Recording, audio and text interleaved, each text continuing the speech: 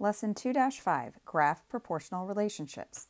In this lesson, we are going to learn to use a graph to determine whether two quantities are proportional. Take a look at the Explore It question and the graph that goes with it. The graph shows the time it takes JC to print t-shirts for her school's math club. A. Use the points on the graph to complete the table. Are the quantities proportional? Explain. Take the points from the graph and place them appropriately in the table, where the number of t-shirts are along the x-axis and the time in minutes is along the y-axis.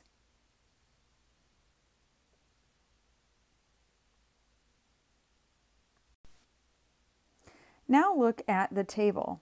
Are those shirts and minutes in a proportional relationship? Well, if you take each of those pairs of numbers and you find k, the unit rate, y over x for each of those, what do you end up with?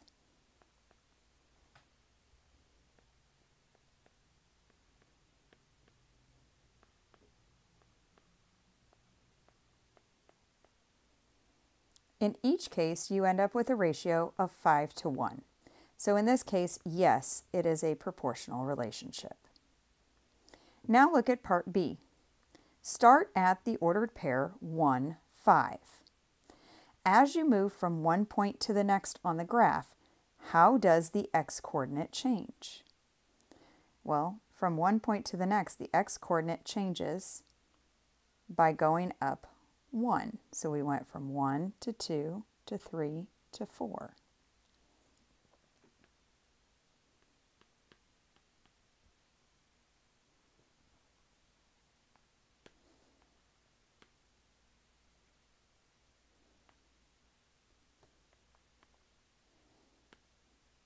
Now, take a look at the graph. How does the y-coordinate change?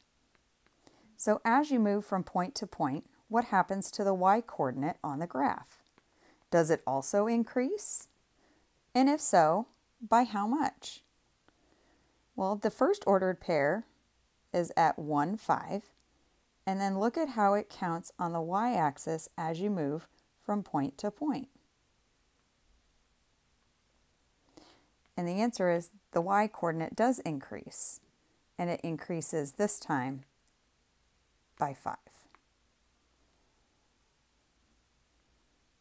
Okay, last, let's take a look at letter C. Write the points for 0 t-shirts and for 5 t-shirts as ordered pairs. Graph the points and draw a line that passes through all 6 points. So remember, the t-shirts is your x number, so the 0 will be the first digit in that ordered pair, as will the 5. Now we need to find the y-coordinate that matches them. Well, if there are 0 t-shirts, what is the time it takes to make them? And the answer is 0. No t-shirts will take no minutes to make. What about 5 t-shirts? How long will it take for them to make 5 t-shirts using that unit rate? If you said 25 minutes, you would be correct. Now we're going to take those two ordered pairs and place them on the graph. So the point at 0, 0 goes right there. I put that in red. And the point at 5, 25 is up here also in red. And then we connect those points, and I'm going to use a blue line to connect them, to show the line that goes through all 6 points. Sorry, my line's a little bit sloppy, but this writing utensil doesn't draw straight lines for me very well.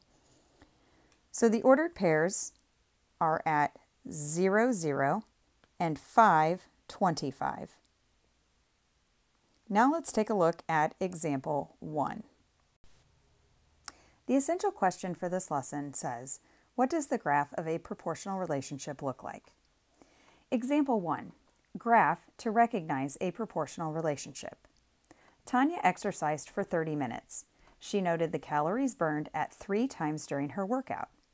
How can Tanya use this information to find how many calories she burned after 15 minutes of exercise? The picture provides us with the information we need in order to make a graph.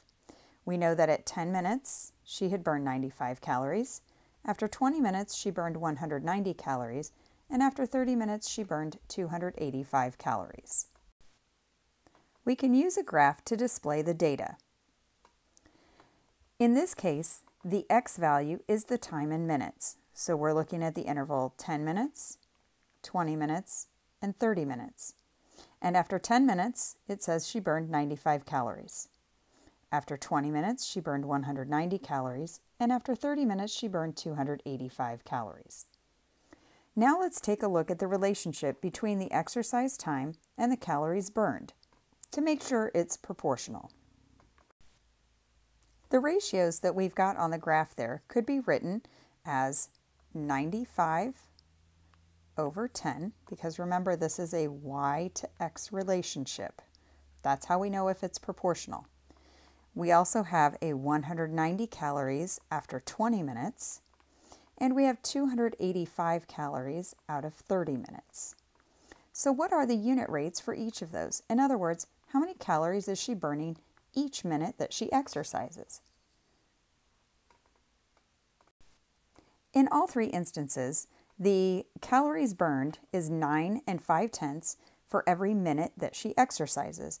This is a proportional relationship because in this problem, our K value, which remember is also called our unit rate, can be found by doing that division. So our K value here is 9 5/10. Now we can use the graph to find that constant of proportionality. So I'm going to move my paper up a little bit there. There we go.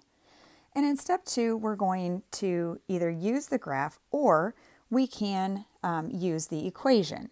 All right, so their step 2 says to use the graph to find that constant of proportionality. In other words, they're looking at the differences between the coordinates of any two pairs. In other words, how far do you have to go over? In this case, going across on the x-axis is the blue.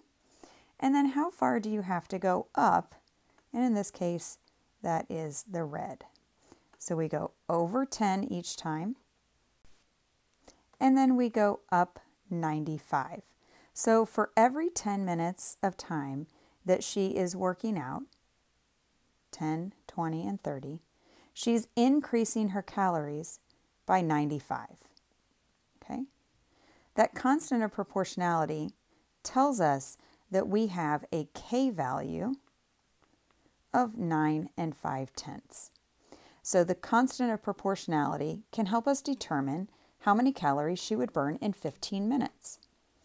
This also allows us to use the equation y equals kx.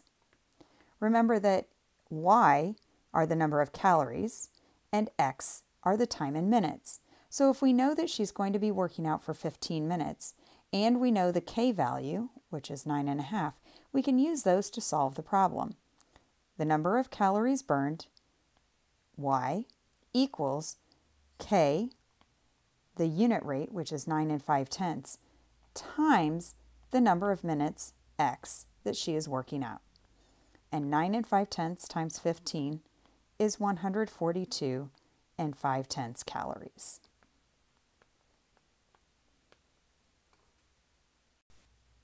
Now take a look at the try it question. Each 1/4 cup serving of cereal has 3 grams of protein. How can you use the graph at the right to determine whether the quantities are proportional and to find how many grams of protein are in 1 cup of the cereal? Well, if there are 3 grams of protein, that's your Y number. For every 1/4 cup of cereal, that's your X number, then we can use the ratio Y to X to figure out how many grams of protein are in 1 cup. We can also use the graph to help us. So as I go over here to the graph, I'm going to put the ordered pair for the Y and the X number. Okay, in this case, the X is the 1/4 and the Y is the 3. And we're going to place that ordered pair on the graph right there. So the question now is, well, what if I have half of a cup of cereal, which is twice as much as a fourth of a cup? Well, if I have half of a cup, I should have 6 grams of protein. If I have another fourth of a cup added on to that, so 3/4 of a cup altogether, I should have 9 grams of protein. So the question is, how many grams of protein are in 1 cup of cereal? Well, use the unit rate. 3 divided by 1/4 means that we're going to multiply both parts by 4. And you get 12 grams of protein in 1 cup of cereal. This is a proportional relationship. Now look at the red line that goes through those 3 points on the graph. The red line shows a picture of what that proportional relationship looks like. Now before we go on to the convince me, I would like for you to go back up here and look at the top of your page. There is one piece of information up here that we didn't highlight and we really need to pay attention to, because this actually is the definition of a proportional relationship on a graph. Anytime you see a graph, and I'm going to highlight this whole thing, that has a straight line that passes through the origin, okay, the origin is that point 0, 0 here, okay, the origin is 0, 0, and it's a straight line through that point. This is when you have a proportional relationship. Those two conditions must be met for the relationship to be proportional.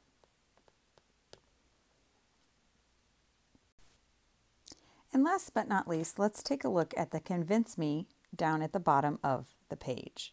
So I'm going to make my paper bigger here. There you go. Make it a little bit more visible.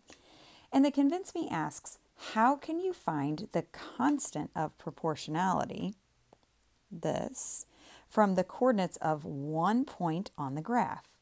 Well, the point that you're looking for here is the point that gives us the unit rate.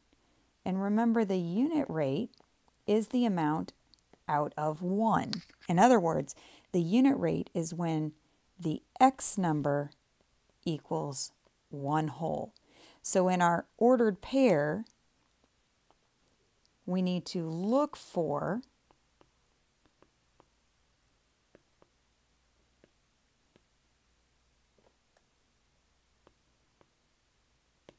that has a 1 in place of the x, and then we're looking for the y number. That constant of proportionality is going to tell us what is that y number in the ordered pair.